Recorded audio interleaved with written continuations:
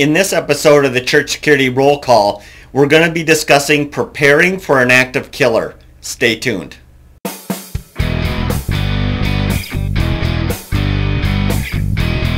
Hi, this is Chris with Sheepdog Church Security, and this is your Church Security Roll Call. Today we're going to be discussing the article, Building the Wall, Preparing for an Active Killer. If you'd like to read that article, go to our website, sheepdogchurchsecurity.net, and look under the News tab. So let's begin in the Bible. This is 2 Chronicles 14, verse 7, and it reads like this.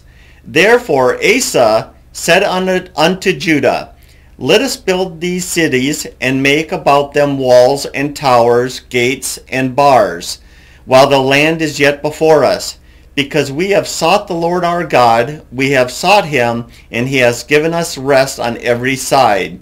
So they built and prospered. What I like about this verse is that's really kind of the same position we're in now. God has blessed us. He's given us our churches. He's given us our church buildings, if you will. He's given us a congregation and visitors and people to come. And we have prospered, and we are serving the Lord. And just like back then, there is some responsibility. Okay, you've arrived, you're there, you have lots to be thankful for. You sought out the Lord our God, you sought out the Lord God, and now you're building walls, you're building gates, you're doing these kind of things because you know that someday the enemies can come. Someday the enemy will come. And that's what this podcast or this show is all about, is we're going to be discussing the fact that active shooters are bound to come. And there are a lot of things that we can do to build up our towers, to build up our gates. So I have one news story for you. This one is Aztec, New Mexico, November 1st, 2021. So really not too long ago. One church in Aztec had been vandalized 3 times since September 1st with no clue as the identity of the vandal. The 4th time was different. Cameras had been installed and recorded images of someone painting evil on the side of the building. After finishing the deed, the culprit went to a convenience store across the street. That same night, the same word was spray painted on another church. A clerk at the convenience store identified the suspect from the video footage.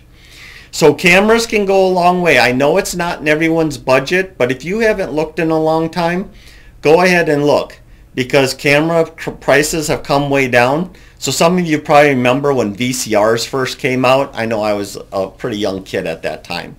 And they were ridiculously expensive. My family was never going to get one.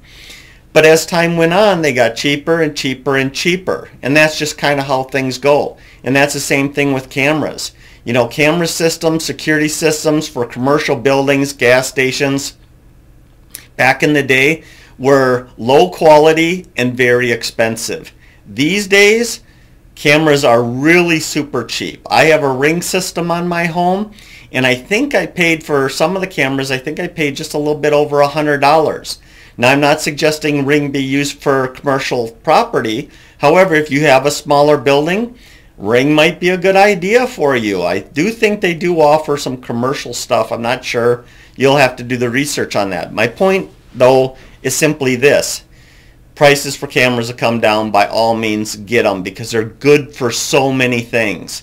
And we're not going to be talking about cameras actually in this podcast, in this program, but definitely look into it. There's a lot of wisdom to it. All right, so talking about stopping active killers, you definitely need to read Wesley's article. It's got a lot of good information in there, and I'm only going to focus on really the security assessment that you should be doing at your church. Now, we offer a 27-page assessment, and it covers a whole lot of stuff.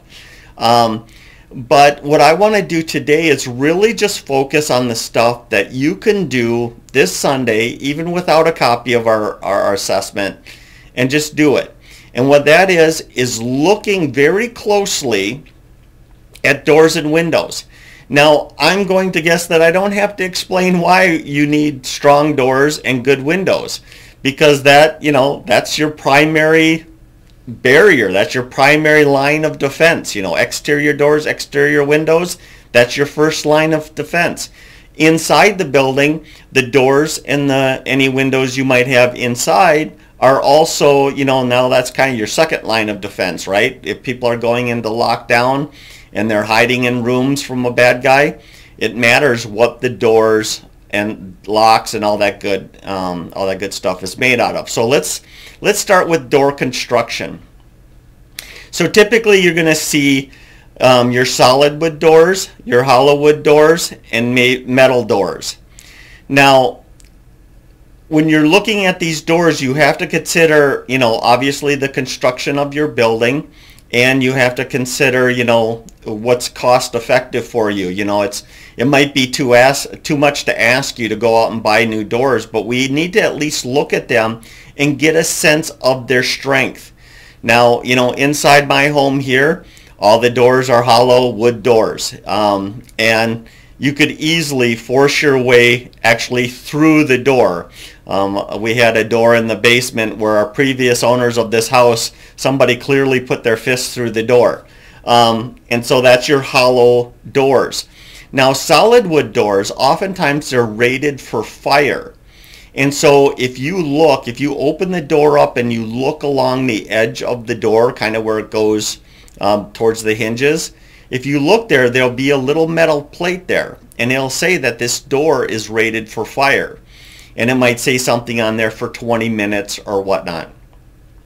If that is the kind of doors you have on the interior of your building, that's a good door. That's a solid door. It'd be very hard to damage it in order to get it down, short of having an axe or a ram of some sort.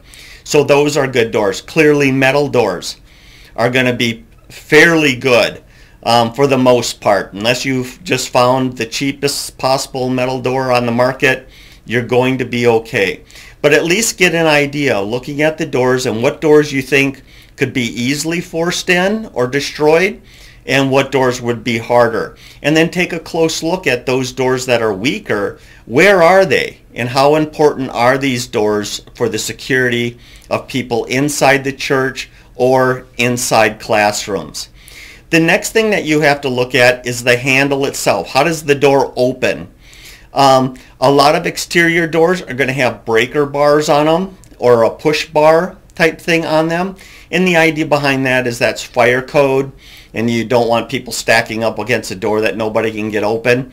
And so it has this breaker bar. I only have one warning for you on breaker bars. If you're in a really old building, some of you might remember the old style push bars, and they kind of attached in two spots on the door and then came down, and then there was just a single, like, a 2-inch or a 1-inch metal bar. That old style door is very easily defeated with a clothes hanger. Very easy to break into there. People basically just stick the clothes hanger through the door, grab onto it, and then they can pull it open. So you want to go to the new style where it's just completely cut off. There's nothing to hook a hanger onto, and it's still your breaker bar. Next thing is knobs. Once again, older buildings might have a circular knob on the doors. These are inferior primarily because of operation. Twisting a handle is not the same thing as like a square handle where you're just kind of pushing it down to open it. And so kind of look at that. That's more, once again, that's almost more of a fire safety thing, but it's also a speed thing. If people, if it gets to a point where people can evacuate out of a classroom, we want them to be able to just hit that handle and boom, the door opens and they're out of there. Which brings us to locks. The kind of locking system that you want, and kind of the door handle that you want, is where the door is always unlocked for the people in the building or in the room, and always locked for people outside the building and outside the room. And so this is pretty standard. You can find your square handles, I guess is what they call them, the lever type door handles. They'll have a key on the outside, and that allows you to lock and unlock the door or to open the door. And so you want them set up so once again they're locked always for people outside. So if they're in a classroom, they pull that door shut, that handle is locked. But it's always unlocked for the people in the room. That's your fire and your evacuation stuff. We never want that inside part to be locked. We want people to get out of there in a hurry. So always unlocked for the people in the room, always locked for the people outside the room.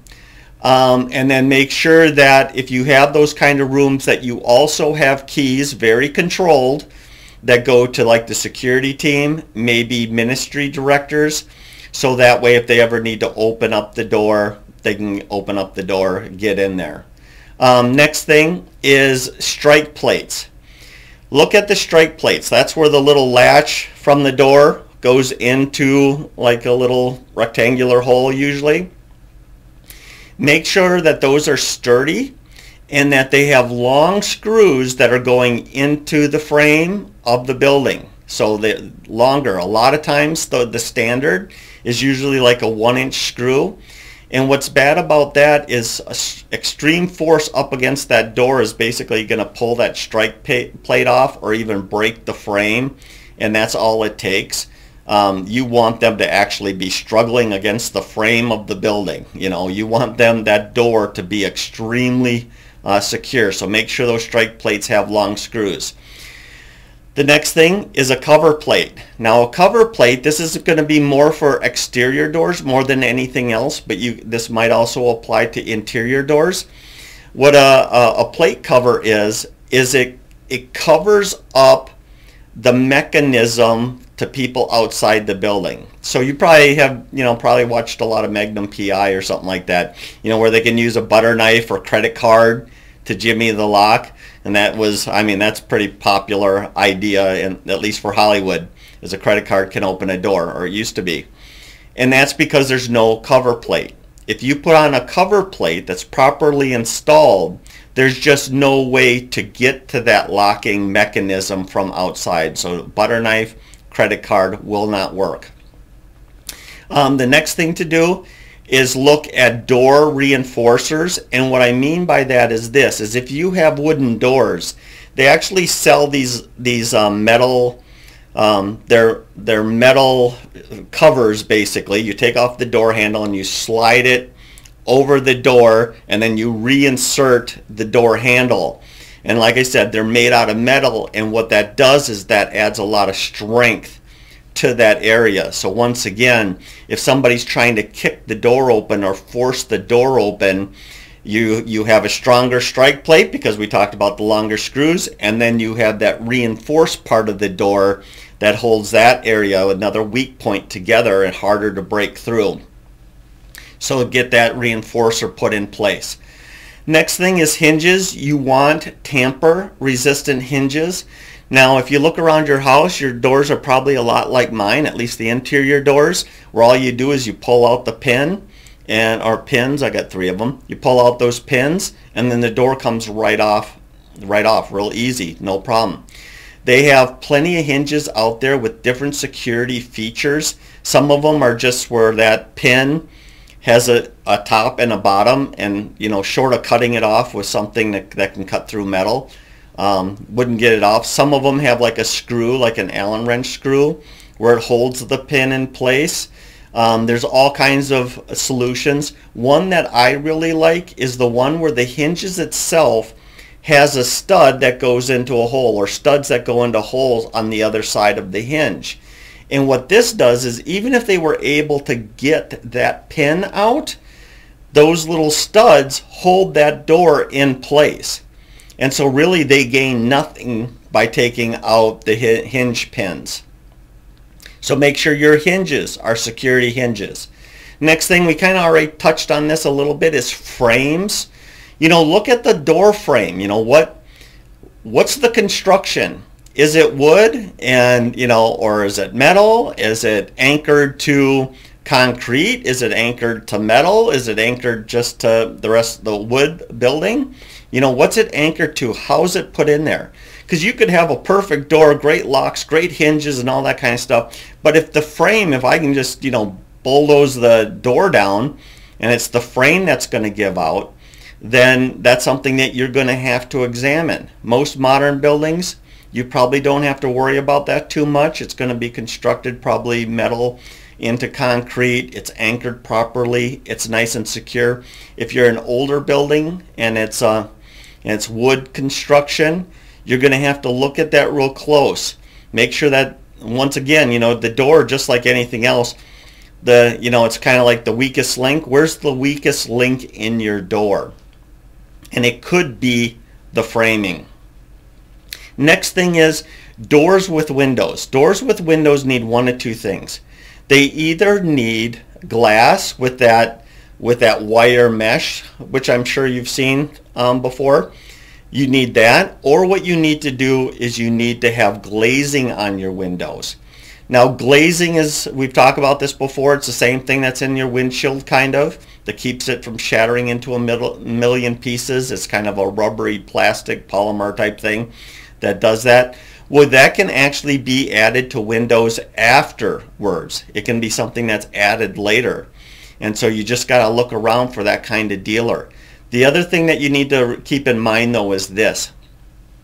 If they're going to put in after installation glazing, you want that glazing to go beyond the frame. So you have your glass. That glass is being held in by some sort of frame. And so what we want to do is we want to take off that frame, so we're at the glass, and glaze the whole piece of glass and then re-put that frame in place. And what that does is this, is you can kind of imagine, let's say you had a window and you put glazing on it, but it didn't go past that framing, that was holding it in place. You could just basically break out around the edges, and the piece would just fall out.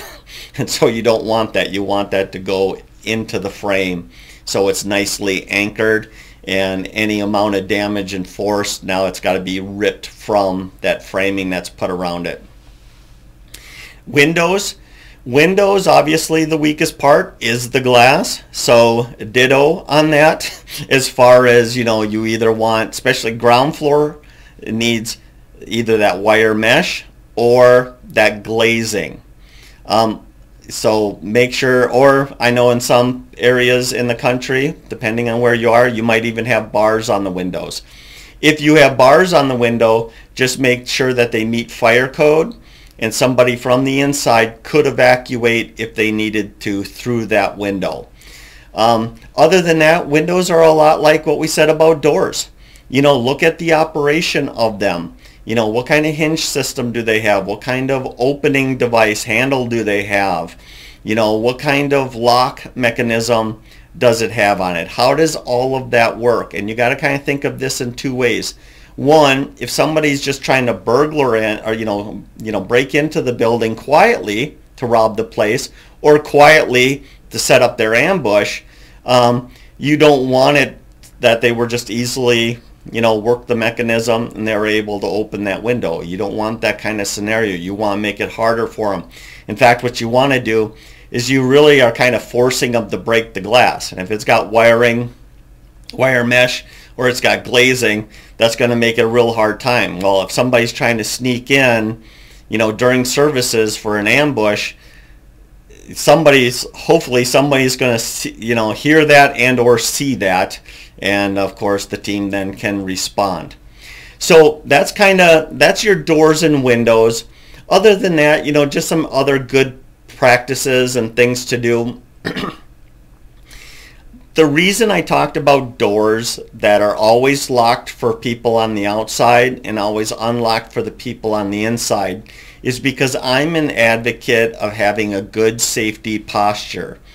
And what I mean by that is this, is all the doors are always in that configuration.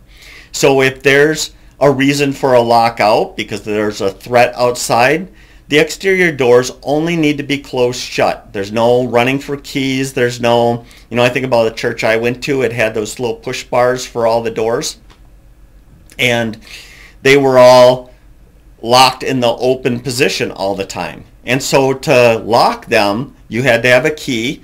and you had to run down this bank of like 6 doors that were primarily glass to undog the doors. I don't know if that's a northern statement, but to lock the doors. And who's going to do that? You know, somebody's in the parking lot shooting. Are you really going to be standing in front of all those windows trying to lock that door? Horrible situation, where if those doors are always locked, you just have to get out of the way. Door greeters, whatnot, just get out of the way. The doors will shut. They're locked. There's none of that. Which brings up why we're able to do that, have those doors in that configuration. If you have door greeters working the doors, then they're opening the doors anyway for them, right? And shaking hands and, you know, kissing babies and all that kind of stuff that they do. You know, there's no reason in the world those exterior doors can't be all the time locked. One of the things we did at another campus is it had 3 doors coming in from 3 different parking lots. And so, or 2 different parking lots. So what we did is, because we didn't have enough personnel to monitor those doors during the services, what we did is we put on big signs on the door that said, this door is locked during services. So before services, there was a door greeter there, and they were opening it, no problem, no big deal. But at the same time, people were learning that, hey, if we show up to church late, we have to go around to the front of the building to go through that door, which had somebody monitoring the door standing there. And like I said, they can open it for people. So 2 doors had that little sign on it. And after a while, it might be inconvenient for a short period of time, but after a while people learn, and then it's not a problem. Now, if you're in an extremely large building, well then hopefully you have a lot of volunteers. But my point still remains the same. Unused doors or doors that can't be manned should just be locked, and maybe have a sign in there that's saying go to the front or wherever. Detection, we talked about cameras a little bit. I love exterior cameras, even interior cameras strategically placed, because it does allow for one person to sit at a monitor and watch what's going on in the parking lot and around the building, or even inside the building, hallways, lobby, you know, public areas kind of like that. Obviously, we're not putting them in bathrooms and stuff like that, but you get my point. And with that person on radio with other safety team members, they can say, hey, I see something suspicious happening in the north parking lot. You know, there's a guy with a pickup truck, blah, blah, blah, you know, whatever the deal is. And then the safety team can go check that out. Basically, you just have an eye in the sky and they see everything, and they can kind of work as a dispatcher for the safety team to check out anything that might be suspicious. Other than that, you know, having good policies, good procedures. We talked about the safety, you know, the safety posture. You know, that could be a good policy to have in place if you can get it at your church. You know, key control, you know, who has access to the church, who has keys. All of that stuff needs to be monitored. You know, when I first started working at my church and talking about keys, you know, I was told that basically keys were just kind of, you know, thrown like confetti, just left and right to anyone who ever needed a key, and nobody was responsible, or the person responsible never chased after those keys later. And so then later we went to a fob system, and that was a lot better. But all the doors needed to be rekeyed. So once again, you know, what's in the budget? Can you have something that's as easy as turning off a fob when they no longer have access, or maybe they only have access for a limited time, and so you can set it Tuesdays from 7 to 9 they have access, and the rest of the time they don't. There's a lot of technological solutions that are really great. If you don't have that, you need a good sign-in access log. Who has keys, who doesn't have keys. So other than that, situational awareness, you know, good training program, you know, getting in a good security mindset, you know, all these things can affect your preparedness for an active killer, and that's what we need to do. Now, everything that I said here, you know, maybe you can't do all of it. Maybe you can only do a little bit of it, and that's kind of why I start out with doors and windows. Take a look at them. Maybe you can't put in a brand new door with the frame and everything in place, but what can you do to that door? If it has a crummy handle, Replacing a handle isn't nothing. Probably most of us could change out a door handle relatively easy. We can make some of these improvements with just a little bit of money and some elbow grease. So do what you can. Everything you do adds another level of security, another level of safety for your congregation. Other than that, I just want to thank all my students out there that are with me this semester. Lots of fun. We just did verbal de-escalation, and on Sunday we do child protection. It's going to be another good course. It's going to be a little bit uncomfortable, I think, at times, because we are pretty blunt and frank about the problem of child abuse in the church. But I look forward to seeing all you guys. Other than that, if you like this video, share, like, comment, engage me in a conversation. Just about every day I go through comments on Facebook and on YouTube and all that, and I look at the comments and I respond, and for questions and that kind of stuff. So feel free to put something in there and I probably respond within a day or two. Other than that, thank you so much for tuning in, and hey, let's be careful out there. This program is made for informational purposes only and should not be taken as legal advice.